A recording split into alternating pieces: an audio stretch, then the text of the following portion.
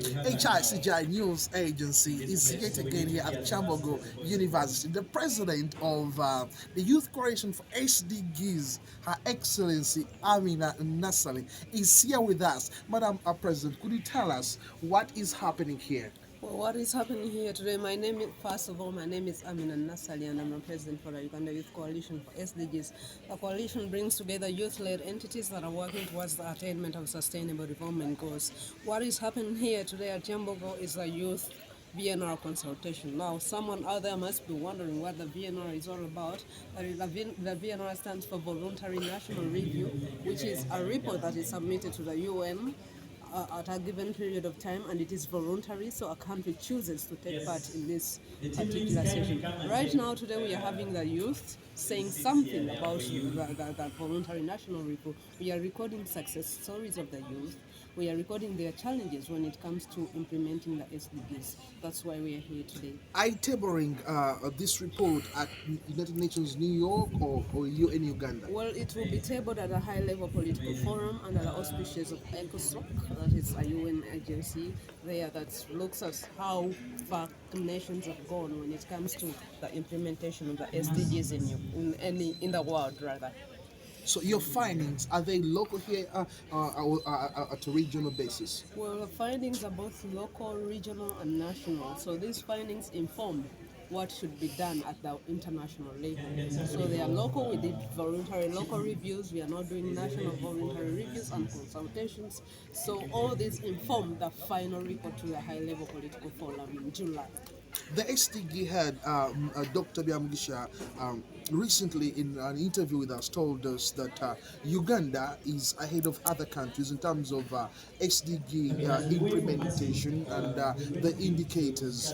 In your observation, what more needs to be done? Because he said that the performance around the world is very poor about SDGs. What brings the stagnation? Well, whereas we are ahead of some countries, we cannot also deny the fact that there are challenges when it comes to implementation. The biggest challenge is implementation in isolation. Most of the entities that are meant to inform such reports are implementing in isolation. So we do not know what they are doing.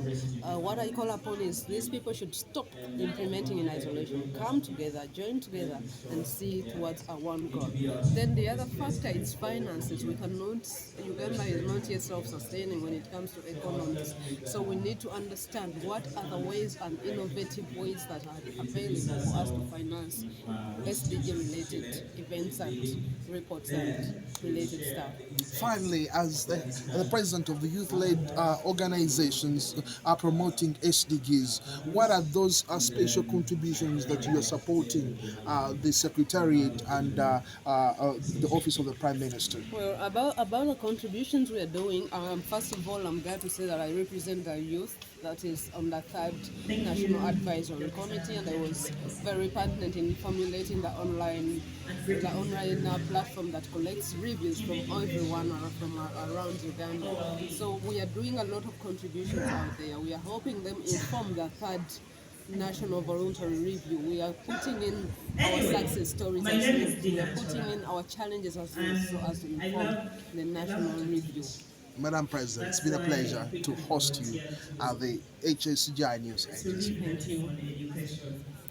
HICGI News Agency is here at Chambogo University, where the United Nations Association of Uganda has organized a youth engagement to track down the SDGs. We are joined by the Ambassador Francis Maberi, who was appointed by the African Union in Ethiopia. Ambassador, could you tell us what exactly is happening here? Thank you. Happy to have this discussion with you. My name is Francis Maberi. I'm a SDG ambassador.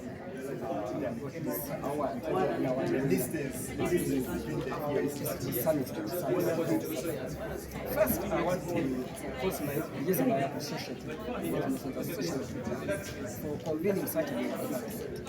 As a country, it is uniquely positioned because since the adoption of SDGs in 2015, the country has not had intentional data collection from households, like a census. So, and since 2015 to today, 2024, we have also done 2 national voluntary reviews. Using which data? In my view, we have been using estimated data. Data of estimates. Next month, 10th May, we are going to have the national census, which is intentional, where government intentionally collects data from households.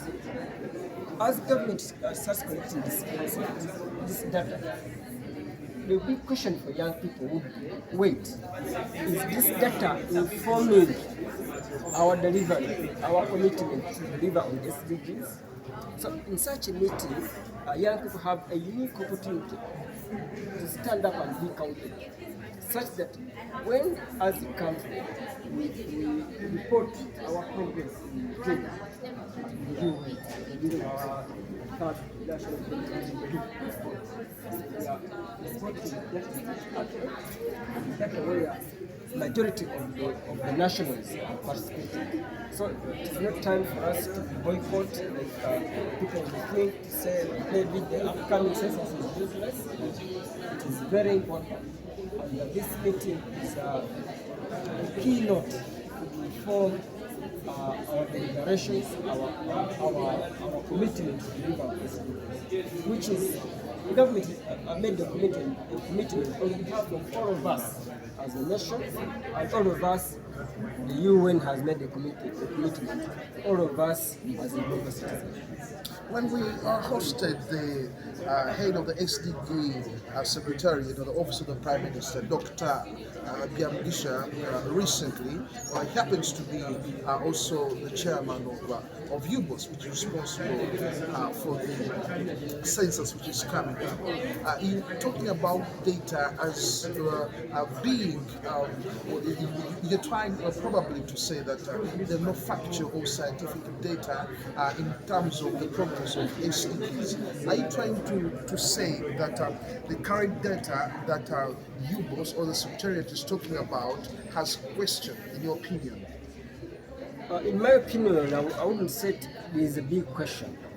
That data is valid, but it is not as strong as data collected by the census, because much of the data that has been used using surveys. Yes, surveys. Using surveys, and sometimes they just look at sample population, and they use the data from the sampled population to represent all of us. But the national census is not a survey, it's not a sample, they go to every household. So it is an opportunity for every Ugandan, every person who will be born in Uganda at that time, to communicate, to report about in their view how they see the country is moving. Are we moving away from poverty, or we are moving back to poverty? I'll give you an example. At national level, there is an estimate that the country is at 55% progress. Right? It's at 55% progress. But the UN midterm reports say generally across the board we are at 15%. We are progressing only at 15%. The rest of the SDGs are either stagnant or moving backward. So, for us as a country, now that we are going through this census, it's an opportunity to correct where gaps were. Because this sample that has gaps, and this national census should be able to fill those gaps.